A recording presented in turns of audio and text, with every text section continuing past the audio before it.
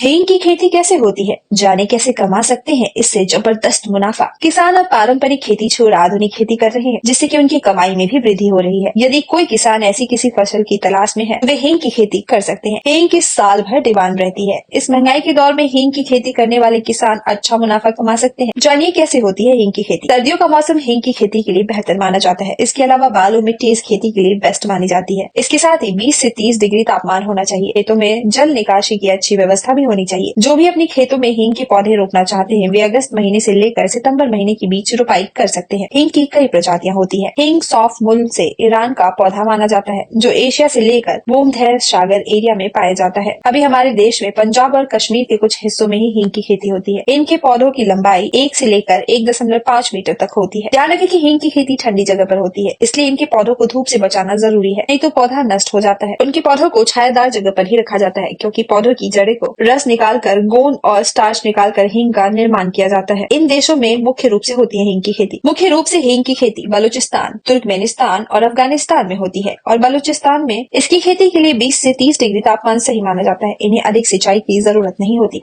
कितनी आती है लागत, तो बता दें कि हींग की खेती के लिए 1 हेक्टेयर जमीन में लगभग 3 लाख रुपए की लागत आ सकती है। 5 साल में 10 लाख रुपए तक का मुनाफा कमाया जा सकता है। 1 किलो हींग का बाजार में 40,000 रुपए किलो से लेकर 45,000 रुपए प्रति किलो का भाव होता है। Bureau report, times bull.